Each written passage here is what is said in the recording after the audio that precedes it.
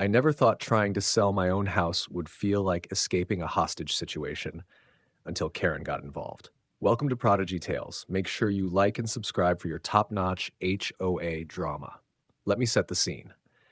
After 5 years in this quaint suburban hellhole, I decided it was time to move on.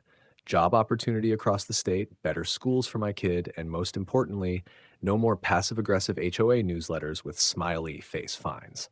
I listed my house, hired a local real estate agent, and thought I'd be out in a month. Enter Karen.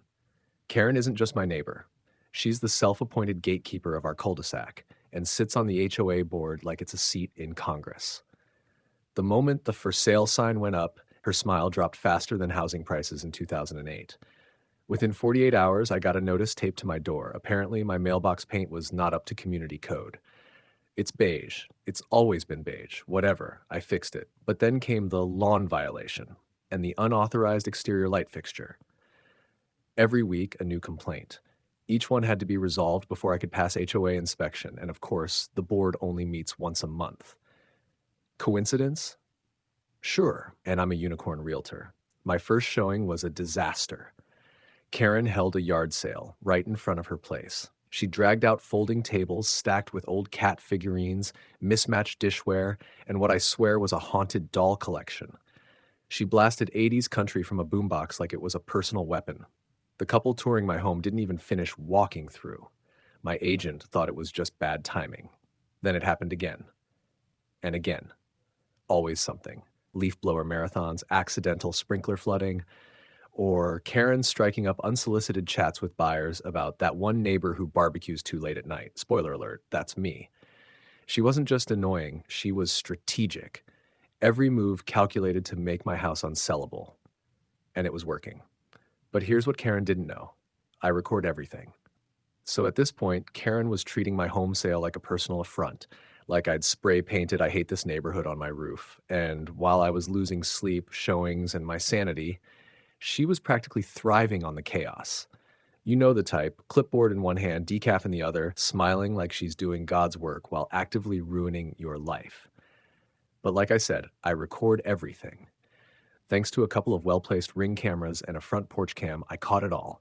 The garage sale noise, the weird confrontations with buyers, the sprinkler malfunctions, you name it. I even caught Karen whispering to a couple during a showing. It's a nice house, but there's been mold issues. They just won't tell you up front. The HOA's involved. There was no mold. But I guess that doesn't matter when you're whispering fake red flags like a real estate ghost tour guide. So I took the footage to the HOA board, expecting some kind of action. What I got instead was a polite brush-off and a reminder that Karen had a pillar of the community for over a decade. Oh, and by the way, my backyard fence? 2 inches too tall. Better fix that before I list again. At this point, it became clear the board wasn't just tolerating Karen, they were enabling her. Fine. If the HOA was going to pretend this wasn't happening, I'd go outside the system. First, I filed a formal complaint with the State Real Estate Commission. Yep, you can do that if someone is actively interfering with your sale. Then I had my real estate agent document everything in writing. Dates, names, incidents. We even started having showings only when Karen's car wasn't in the driveway. Oh, and the kicker? I hired a private home inspector, not for the buyers, for me, just to prove there were no mold issues or structural concerns. I made copies of the clean report and left it sitting on the kitchen counter during showings, with a smiley face, because petty meets precision. Karen didn't like that. Suddenly, she started waving at potential buyers instead of scaring them off. Started smiling at me too, like we were in on some inside joke. That's when I realized I'd hit a nerve. But if she thought I was done, she hadn't seen anything yet. I always knew Karen was a control freak. I just didn't know she was afraid of losing control. After I dropped that clean home inspection report during showings, Karen backed off for like 2 days. Then the HOA sent me an official notice, unauthorized surveillance devices visible from the street. Translation, my doorbell cam made Karen uncomfortable. You know what else makes people uncomfortable, Karen? Being filmed harassing potential buyers. I laughed. Then I printed out the letter and taped it to the HOA's office door with a sticky note, "Smile, you're on camera too." But here's where it gets good. Remember that real estate commission complaint I filed? Well, they called me back. Turns out interfering with a real estate transaction can carry actual legal consequences, especially if you're not a licensed agent. They opened a case file and requested video evidence. I sent them a folder labeled Karen Crimes Vol. 1. Meanwhile, a neighbor, let's call her Nancy, reached out, said she'd been watching the chaos unfold and had her own Karen horror stories. She wasn't just gossiping either. She dropped a bomb. Karen wasn't supposed to be on the HOA board anymore. Apparently, Karen's term expired last year, but the board forgot to hold elections. She just stayed in charge, like a bad app that never updates. Armed with that, I went full lawful petty. I called a special HOA meeting. Little-known clause in the bylaws allows any homeowner to request one with enough signatures. Took me one weekend, a few Ring doorbell conversations, and a free box of donuts. But I got the signatures. Meeting night was electric. I showed the videos. I laid out the real estate interference, the expired term, and even played the clip of Karen lying to buyers about mold. You could hear jaws hitting laminate floors across the room. And when someone asked, why would she do all this just to stop him from moving? I finally said it out loud. Because Karen doesn't run this neighborhood, she just thinks she does. A motion was made. A vote was taken. Karen was officially removed from the HOA board. But don't celebrate just yet, because Karen, she doesn't go down quietly. After the meeting, I thought it was over. Karen had been voted out, exposed, and publicly shamed in front of the entire HOA peanut gallery.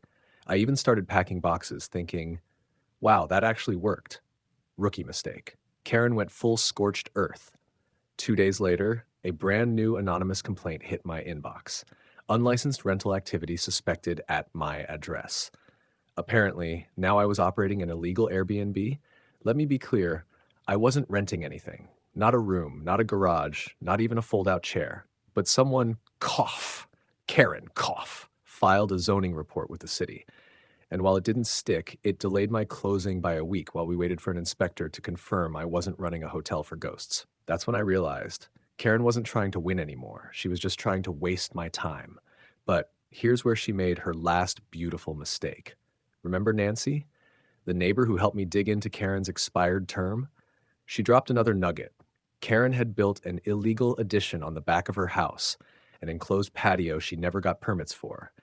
It extended 5 feet into the green belt, which, oh so conveniently, is HOA-protected land.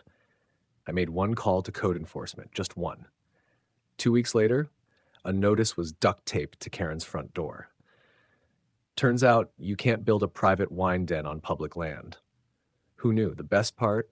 She had to tear it down before she could legally list her house, which, yes, she tried to do in a desperate attempt to beat me out of the neighborhood. Meanwhile, I accepted a full-price offer from a lovely couple who, thanks to my labeled folder of HOA history and clean inspections, moved in fully informed and fully unbothered. On the day I left, I took one last look at Karen's place.